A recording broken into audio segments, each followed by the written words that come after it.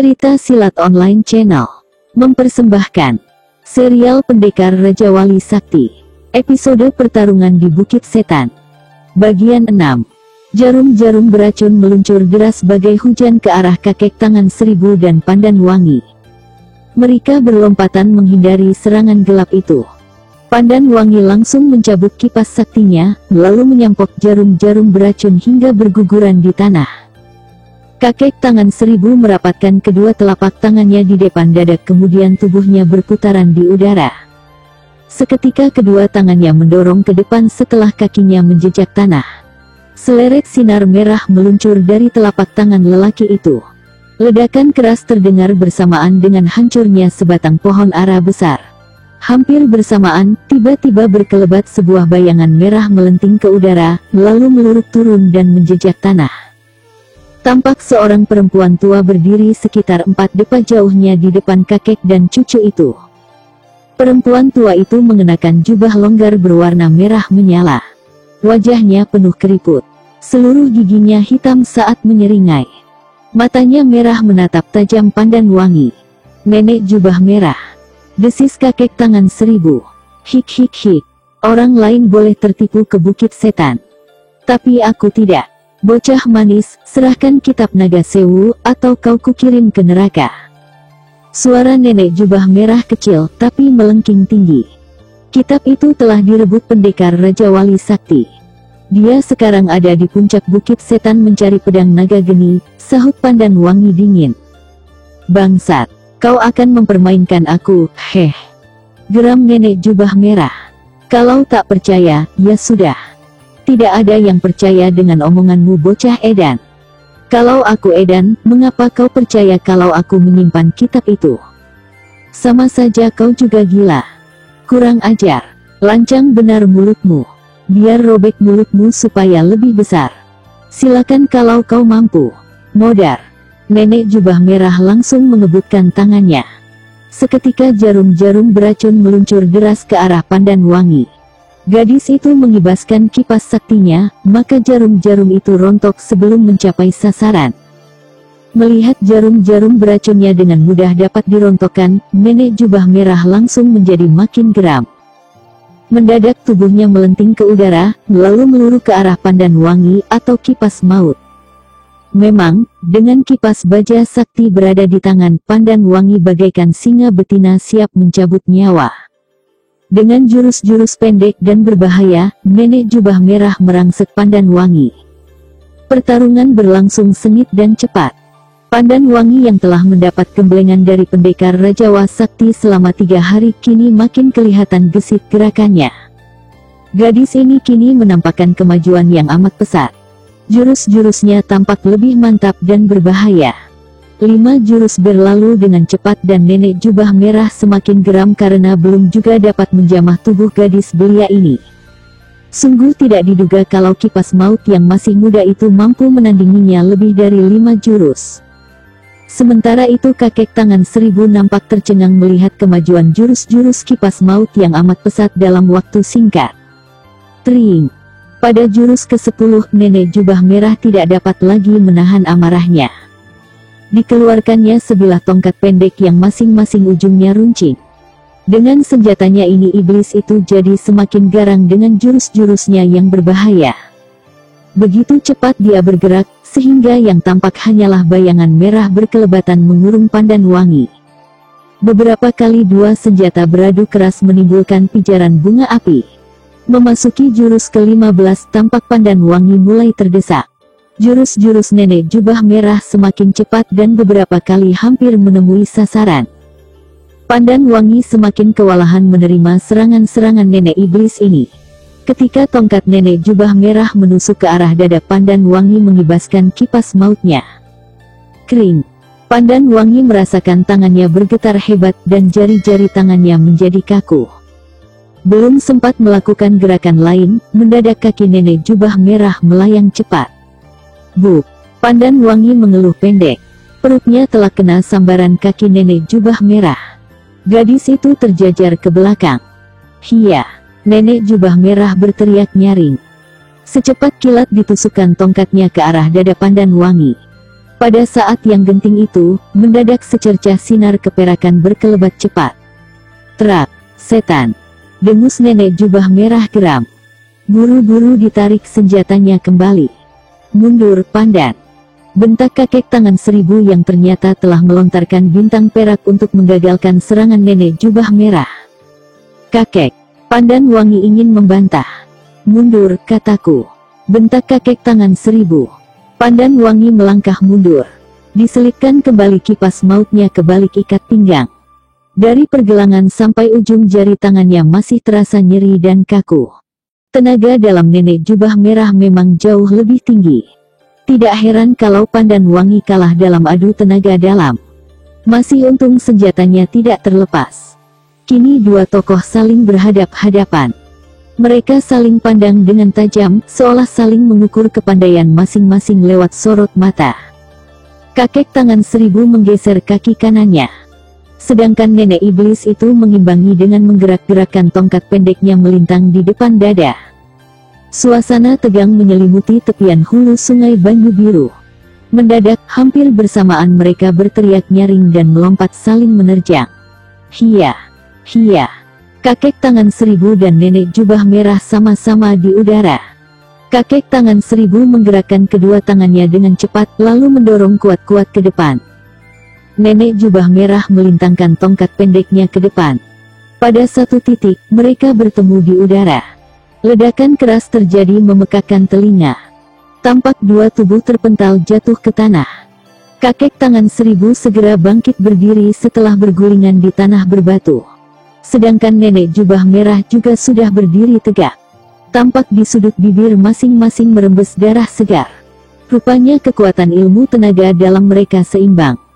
Perempuan iblis, terima jurus tangan seribuku. Dengus kakek tangan seribu. Secepat kilat kakek tangan seribu merangsek dengan jurus tangan seribu. Satu jurus tangan kosong yang memiliki kekuatan dahsyat. Pukulan dan kibasan tangannya mengandung hawa dingin membekukan tulang.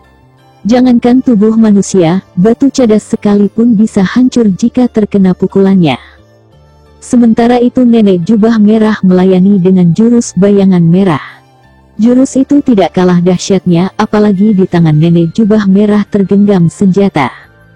Gerakan tangan, kaki, dan tubuhnya sangat cepat, sehingga yang terlihat hanya kelebatan bayangan merah saja. Meskipun kakek tangan seribu tidak menggunakan senjata, tapi gerakan tangannya sangat cepat dan mampu menandingi jurus bayangan merah. Seolah-olah tangan kakek tua itu jadi 1000 jumlahnya. Berkelebatan mengurung tubuh nenek jubah merah yang bergerak cepat, seakan juga mengurung kakek tangan seribu. Lihat kaki. Tiba-tiba nenek jubah merah berseru keras. Ups! Kakek tangan seribu langsung melompat begitu tongkat nenek jubah merah menyambar ke arah kaki. Belum lagi kakek tangan seribu menjejakkan kaki di tanah, secepat kilat tangan kiri nenek jubah merah menyodok ke depan. Kakek tangan seribu mengibaskan tangannya melindungi dada dari sodokan yang cepat dan tiba-tiba itu. Terak! Dua tangan beradu keras. Saat nenek jubah merah menarik tangan kirinya pulang, dengan cepat kakek tangan seribu melayangkan kakinya menyampok ke arah pinggang. Nenek jubah merah berkelit mundur satu langkah. Kaki kanan kakek tangan seribu melayang menghantam ruang kosong perut perempuan itu. Pada saat jarak mereka agak merenggang, tiba-tiba nenek jubah merah mengibaskan tangannya dengan cepat. Wut! Jarum-jarum beracun meluncur deras ke arah kakek tangan seribu. Tentu saja dalam jarak yang demikian dekat dan disertai dengan gerakan yang tidak terduga-duga itu, membuat kakek itu jadi kelabakan. Dia berlompatan di udara tapi... kakek tangan seribu tidak dapat menghindari beberapa jarum beracun. 3 jarum menancap di pundak kiri, 2 di perut dan 1 lagi tepat menancap di kening. Kakek tangan seribu jadi limbung. Setan! Geram kakek tangan seribu. Sebelum tubuhnya ambruk mendadak dia mengebutkan tangannya dengan cepat. Sinar-sinar keperakan bertebaran, meluncur deras ke arah nenek jubah merah. Kakek tangan seribu melontarkan bintang peraknya sambil berlompatan dengan sisa-sisa kekuatannya. Nenek jubah merah pun juga berlompatan mengibaskan tongkat pendek menyampok bintang-bintang perak yang mencecar tubuhnya bagai hujan. Jarak antara dua tokoh itu makin dekat saja. Sementara bintang perak terus bertebaran mengurung nenek jubah merah dari segala arah. Hia! Seketika kakek tangan seribu berteriak nyaring. Bersamaan dengan itu tubuhnya meluncur menerjang nenek jubah merah. Tentu saja perempuan tua itu menjadi kaget setengah mati melihat kenekatan lawannya. Tidak ada pilihan lain lagi kecuali mendorong ujung tongkatnya ke depan. Krep! Tongkat nenek jubah merah menancap dalam tepat di jantung kakek tangan seribu. Darah segera muncrat keluar. Namun, sebelum menemui ajal, kakek tua itu sempat melontarkan bintang peraknya beberapa kali. Melihat hal itu, nenek jubah merah yang tongkatnya masih tertanam di dada kakek tangan seribu menjadi terkejut. Buru-buru dilepaskan genggaman pada tongkatnya, lalu melenting menghindari bintang-bintang perak. Tapi terlambat. Satu bintang perak menancap dalam di bagian paha kiri. Ah! Nenek jubah merah memekik tertahan. Begitu tubuh nenek jubah merah meluncur jatuh, dengan cepat pandan wangi melenting sambil mengibaskan kipasnya ke arah leher nenek jubah merah. Ah! Kembali nenek jubah merah memekik. Nenek jubah merah memang tidak mungkin lagi mengelak. Tanpa ampun lagi lehernya terbabat ujung kipas pandan wangi. Dia jatuh bergulingan del tanah. Darah mengucur deras dari leher yang koyak lebar. Hanya sebentar perempuan tua berhati iblis itu kelonjotan, kemudian diam tidak bergerak-gerak lagi. Kakek! Seru pandan wangi. Segera gadis itu berlari menubruk kakeknya yang menggeletak dengan beberapa jarum tertanam di tubuhnya. Tongkat pendek nenek jubah merah masih tertanam dalam di dadanya. Kakek tangan seribu diam tak bergerak lagi.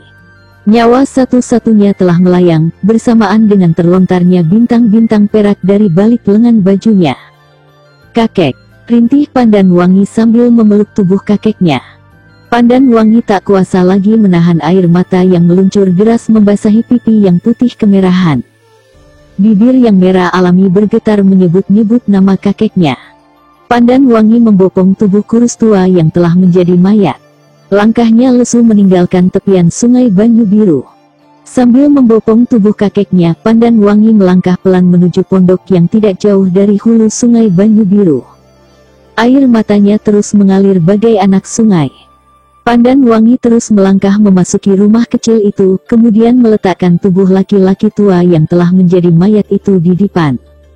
Sebentar dipandanginya orang yang telah menjadi payung dan tiang utama kehidupannya. Maafkan Pandan, kek, rintihnya lirih. Pandan janji tidak akan membuat ulah lagi. Pandan akan menjadi pendekar pilih tanding, dan memberantas segala macam kejahatan. Pandan wangi berlutut di depan mayat kakeknya, kemudian dia berdiri dan melangkah mundur.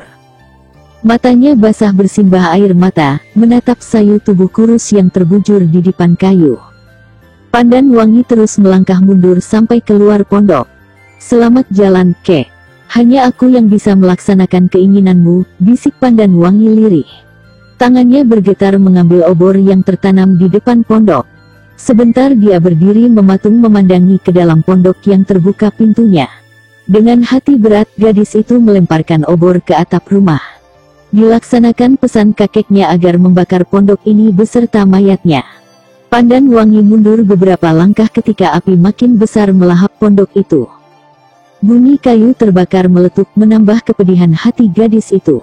Api terus merambat melahap kayu-kayu pondok. Letupan-letupannya memercikkan bunga-bunga api yang membumbung tinggi ke angkasa. Kakek! Rintih pandan wangi.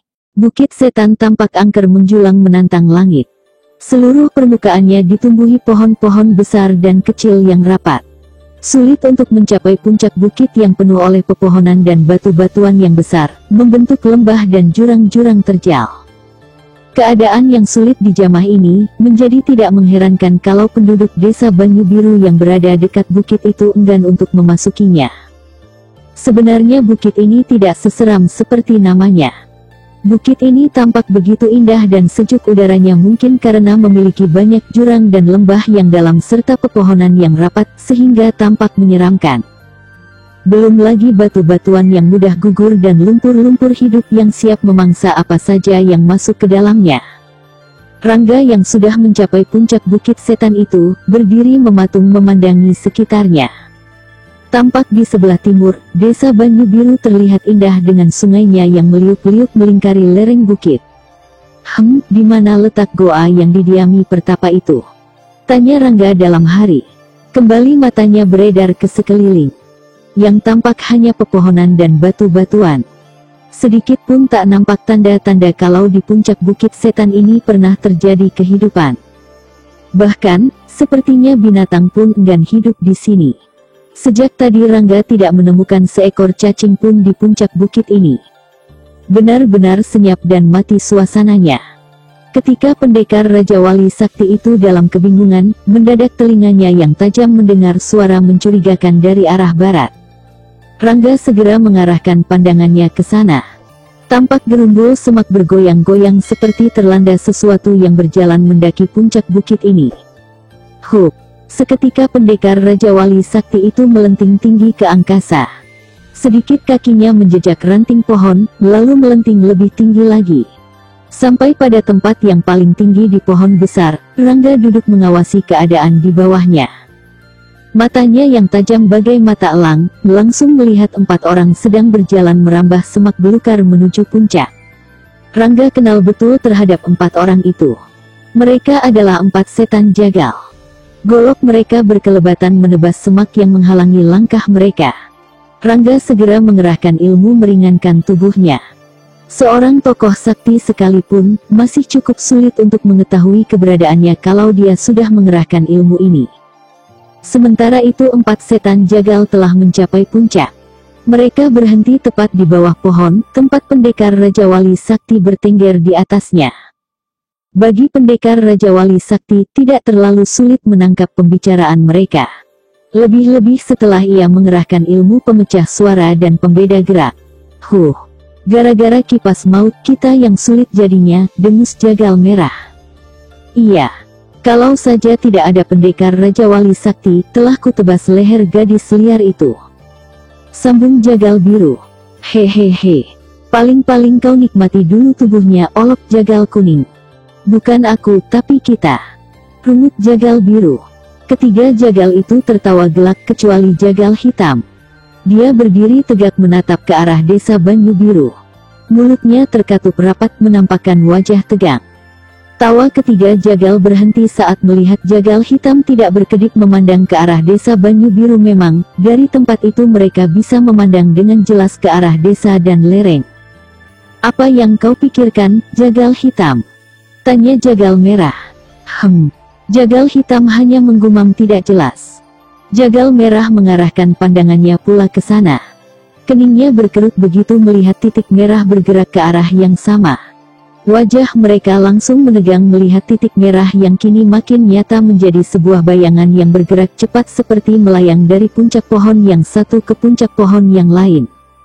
Aku tidak mengerti, mengapa mereka jadi beralih ke Bukit Setan. Jagal hitam bergumam seperti bertanya pada dirinya sendiri. Pendekar Raja Wali Sakti telah menyebar kabar kalau kitab dan pedang pusaka itu ada di sini, jawab jagal kuning. Gila. Dari mana kau tahu? Dengus jagal hitam. Semua orang telah tahu. Hampir setiap hari desa Banyu Biru menjadi ajang pertarungan orang-orang yang mencari benda pusaka itu, sahut jagal kuning. Puih, Bukit Setan bakal jadi ajang pertarungan. Dengus jagal hitam geram. Tempat pembantaian tokoh-tokoh sakti rimba persilatan, sambung jagal biru. Mau tidak mau kita harus mempertahankan tempat ini, kata jagal merah. Mustahil. Kita tidak mungkin bisa menghadapi mereka, sahut jagal hitam yang menyadari kalau yang akan dihadapi mereka adalah tokoh-tokoh sakti berkemampuan tinggi. Lantas apa tindakan kita? Tanya jagal kuning. Biarkan mereka saling bunuh di sini. Aku tidak peduli tempat ini akan banjir darah dan mayat, sahut jagal hitam. Sementara itu bayangan merah yang bergerak cepat mendaki bukit sudah semakin jelas terlihat.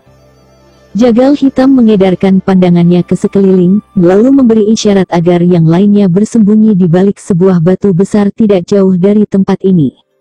Bergegas mereka berlompatan ke arah yang ditunjuk jagal hitam. Sedangkan Rangga yang menyaksikan sejak tadi di atas pohon, hanya tersenyum tipis. Rencananya sudah kelihatan berjalan. Dia juga sudah melihat bayangan merah semakin mendekati puncak Bukit Setan. Rangga tersenyum ketika mengenali bayangan merah yang ternyata adalah wanita cantik yang ditemuinya di kedai wanita yang berjuluk Pisau Terbang, dan yang telah membunuh iblis kembar hitam. Rupanya Pisau Terbang tertarik juga dengan kabar tentang adanya kitab Naga Sewu dan pedang naga geni di Bukit Setan. Sayang, cantik-cantik serakah, gumam Rangga dalam hati. Bersambung ke pertarungan di Bukit Setan bagian 7. Masih bersama cerita Silat Online Channel. Jangan lupa like and subscribe, terima kasih.